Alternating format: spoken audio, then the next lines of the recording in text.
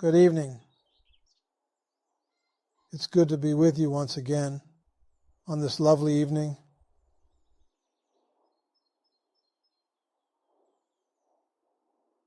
You are all enlightened. There's absolutely no one who is not enlightened. What do you feel about yourself? What do you say? Do you believe you have a problem? Do you believe there is something wrong somewhere? There's only one way to deal with problems, and that is to drop it totally and completely. Let's not beat around the bush.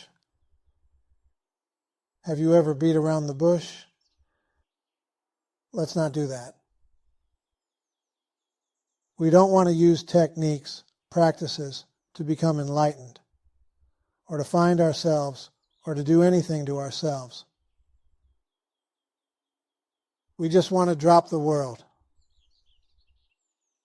Stop thinking about the world.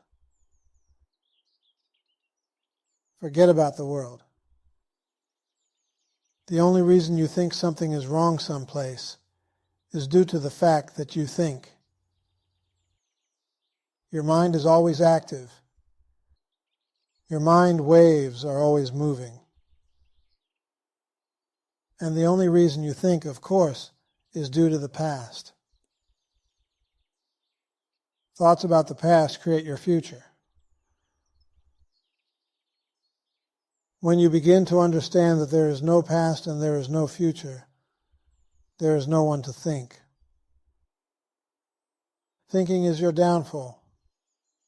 Whether you're thinking about good thoughts or bad thoughts makes no difference. Good thoughts lead to bad thoughts, and bad thoughts lead to good thoughts. It's all thoughts, and you're not supposed to think.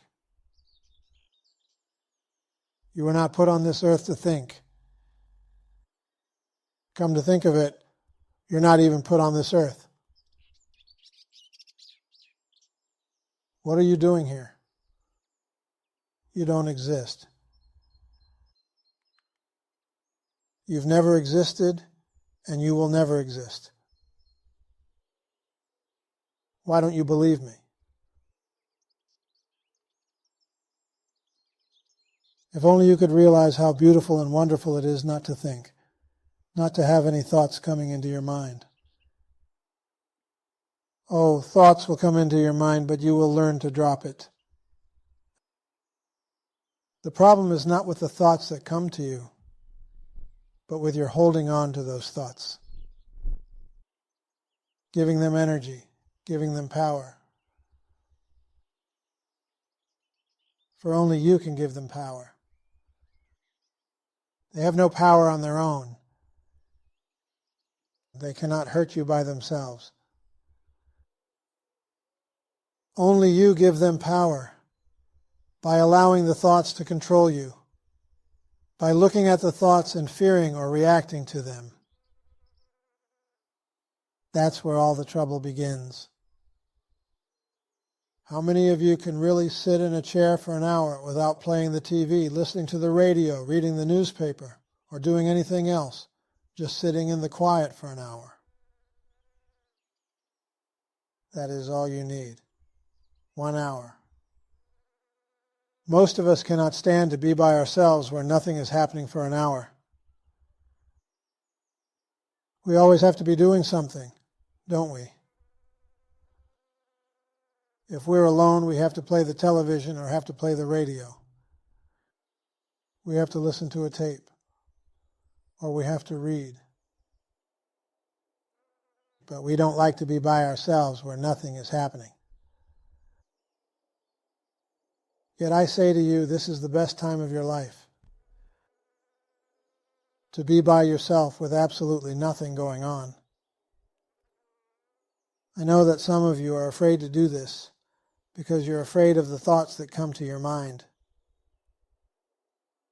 The thoughts just seem to jump at you when you're not watching something or reading something.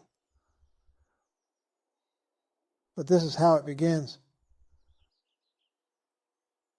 You have to allow the thoughts to jump at you, to try to take you over completely, and become the witness to all of this.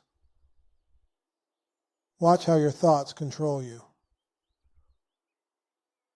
Watch how you react. Whenever you think of a pleasant thought, your countenance becomes happy.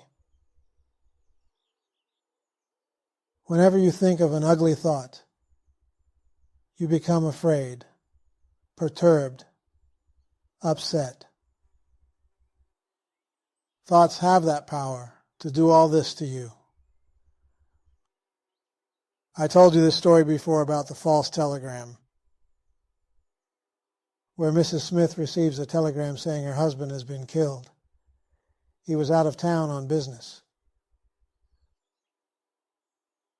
And she becomes violently upset, screaming and crying. Then the telegraph company calls her back, and they say they were sorry. It was another Mrs. Smith. It wasn't you at all. But look what happened to her when she believed that. Think of the thoughts that make you angry, make you upset, make you feel out of sorts, make you feel as if there is something wrong. Understand that there can be absolutely nothing wrong anywhere, at any time. It's just that things are not going the way that you want, or the way that you think they should go. Let's take the AIDS epidemic. We believe that is terrible, and I suppose rightly so. But if we look at the picture from a higher viewpoint, we see that this is a cleansing of the earth. It sounds strange, I know. We can take any subject, wars, cataclysms, earthquakes, anything, pestilence, disease.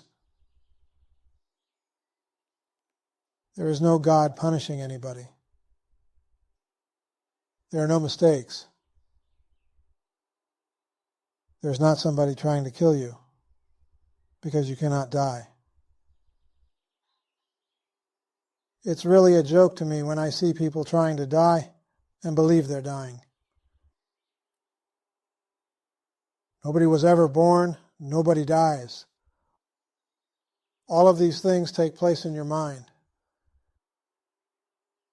But since you believe they are taking place and you believe in these things, see it from a higher viewpoint. When there is an overpopulation, the animals know how to take care of this. The lions eat the sheep.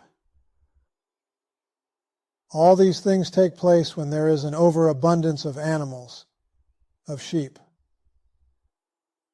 When there is an overpopulation, cataclysms begin, wars start.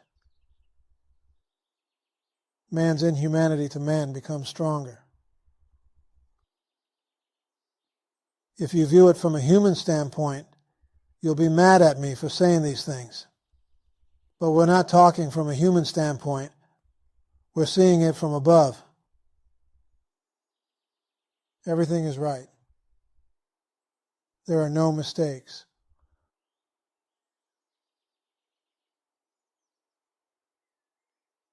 This doesn't mean if you're seeing this from a human standpoint, you just sit down in a chair and say, all is well, nothing is wrong, when in your heart you're feeling sad and frightened and you think everything is wrong.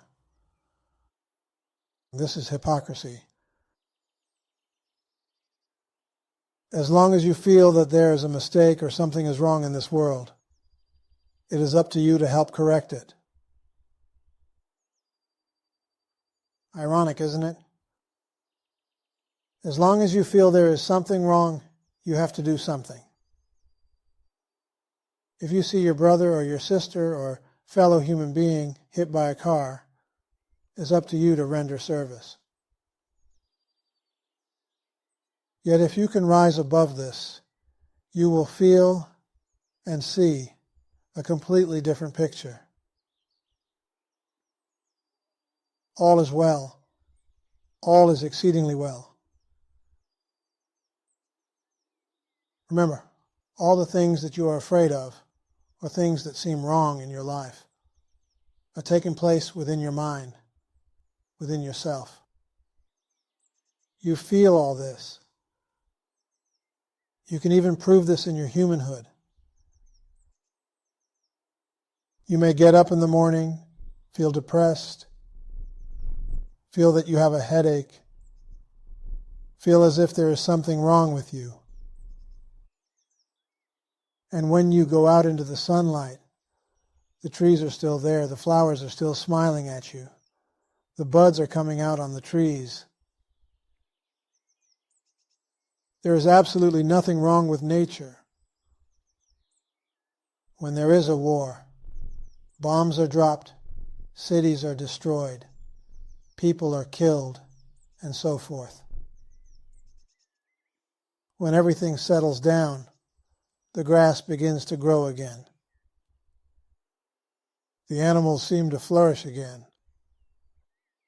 The apple trees bloom once more. The oranges come out in abundance. The wheat grows. Life continues as it appears. The secret of life is to be in tune with the way nature works. Do not feel mad or upset. Never feel as if something is wrong, or somebody is trying to hurt you, or there is a God trying to punish you. All is well and everything is unfolding as it should. Again, drop all those thoughts. As soon as your mind starts telling you something is wrong, drop the thought. Do not really change the thought for another thought. Just drop it. It is true. People who have been meditating for a long time, people who have been practicing self-inquiry, people who have been practicing the witness consciousness and so forth, are able to do this faster than others. They are able to drop their thoughts and keep the mind still for a while. If you've not practiced any type of meditation or done anything in your life, it will appear to be a little more difficult. You will not be able to drop the thoughts so fast. For even when you drop the thought, other thoughts will attack you and make you feel depressed, make you feel afraid of something. That is just what thoughts do. Yet you remember, it's only a thought. It is only your thought that does this, nothing else. Yet you may say, what if I'm in pain? What if I'm dying of cancer? Again, most of you don't understand this too well, I suppose. Nobody dies of cancer. Nobody is in pain. It appears as if this is happening. The appearance is very strong in some people, less strong in others, and doesn't exist in some. As you know, you can take the same pain and 5 different people can be experiencing it. One person will feel as if they are dying. Another person will feel as if they are just hurting. Another person will try not to think about it at all.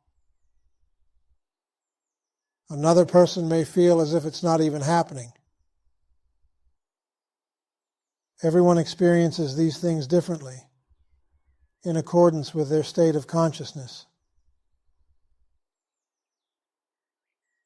But the top of the line is that there is no pain, there is no death, there is no disease. It's like this. You're having a horrible dream. You're back in the Inquisition days and you're being tortured. Your fingers are cut off. Your toes are cut off. Your nose is cut off. You're being severely tortured. All of a sudden you awaken and you're in bliss compared to what you've been going through, aren't you? You are in total bliss. And so it is with this world. You go through so many experiences. Think of all the experiences you went through today. You did this, you did that. You went shopping. You were worried about what you were going to eat. You concerned yourself with your neighbors. You did things at work. You worried about this. You thought about that. You took this action. You took that action. And you forgot what I told you. Whenever you come here, you forget to remember it's a dream. It isn't real. Even though you're feeling it, even though it pains you sometimes, even though you have to go through many experiences, yet you do the same thing in the dream. The dream ends, and you feel so grateful and so blissful because the experiences of your being tortured are not true. So some of you are being tortured in this life. Maybe because of lack or limitation or disease or marital problems, whatever. Yet it's all a dream. You do not exist the way you appear.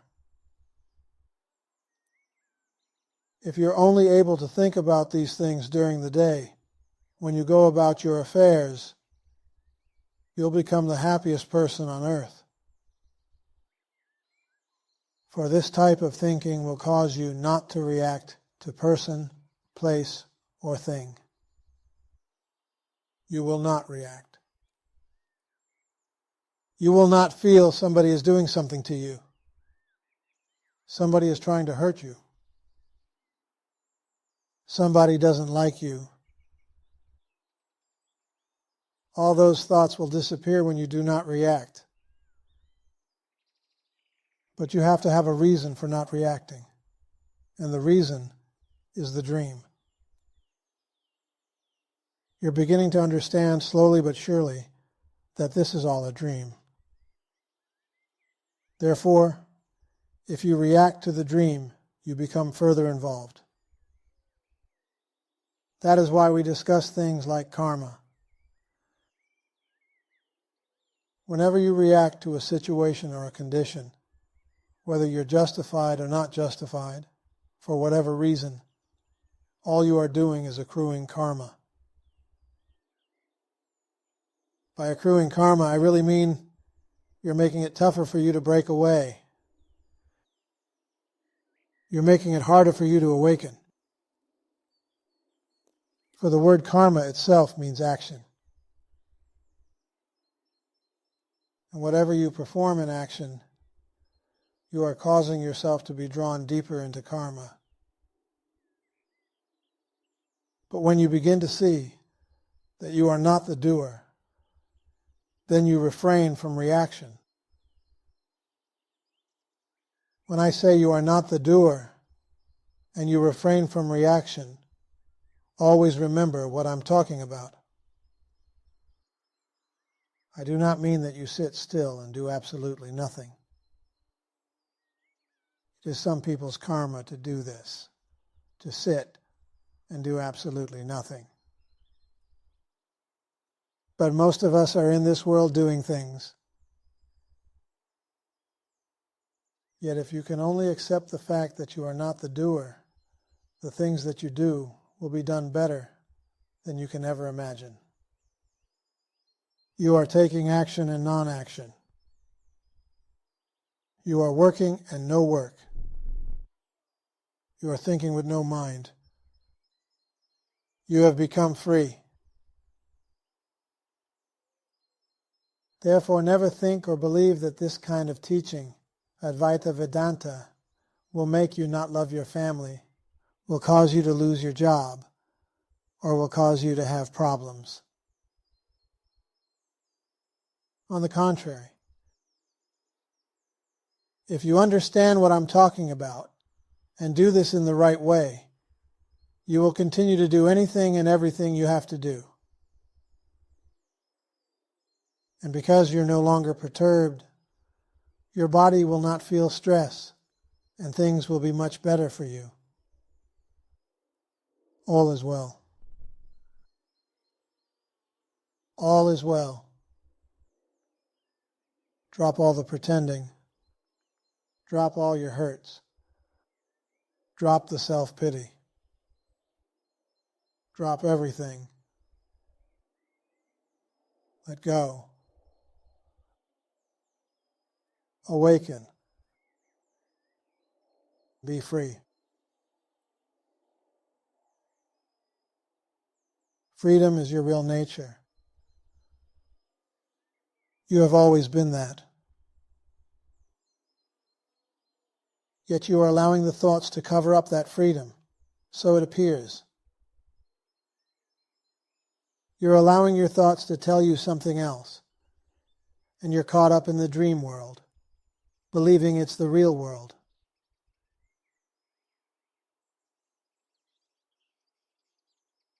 Another factor to remember is whatever is happening to you in your life disappears when you go to sleep, doesn't it? When you're in deep sleep, none of these things matter any longer. When you're in deep sleep, nothing is happening. The person who is sick forgets about their sickness. The person who is angry forgets about their anger. The person who is depressed forgets about their depression. The person who feels hurt forgets about the hurt. That is why when you wake up in the morning, you say, I had a good sleep. I feel refreshed. The reason you say you feel refreshed is because in the state of deep sleep, all of your physical problems, all of your mental problems that you have when you're so-called awake have gone into abeyance. They're not here any longer. It is explained in Advaita Vedanta that the mind is now resting in the heart center. When the mind rests in the heart center, no thing ever exists again. Nothing is there but that which always is. When you awaken to this world, the mind rushes from the heart center back into the brain, and you become cognizant of the body, of the world, of your problems, of everything. Therefore, when you think about this intelligently, you'll see, how can these things be real if they disappear when I go to sleep? The word real means something that is present all the time. Therefore, when you feel depressed and you fall asleep, the depression is not there. So it's not present all the time. Therefore, it's not real. And this is true of all the aspects of your life. Everything. Everything that you can think about is not present when you are in deep sleep. So it cannot be real. Even the so-called good things of your life, your beautiful home, your beautiful boyfriend or girlfriend, your wife or husband, your beautiful children, your car, your great bank account, all of your investments. All of these things disappear when you're in deep sleep, as if they never existed. When you wake up, they exist once more. It's like having a recurring dream. We'll go back to the Inquisition. You're being tortured a little more every day. Now they cut off your fingers and your nose and your toes. You wake up during the day, you go about your business. You go to sleep at night and you start dreaming again. The Inquisition continues. Your eyeballs are popped out. All these things are happening to you.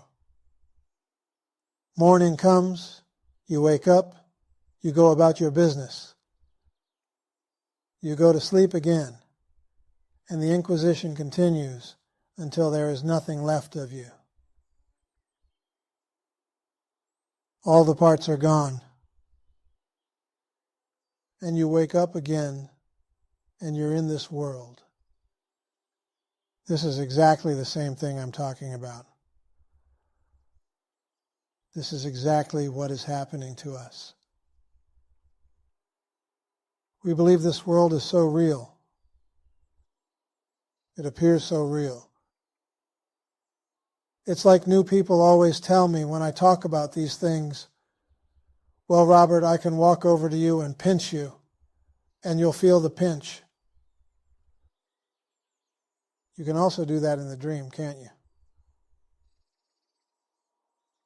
If you see me in the dream, and if you tell me, Robert, this is not a dream because I can pinch you, so you pinch me in the dream, but it's a dream pinch. It appears that I felt it in the dream, doesn't it?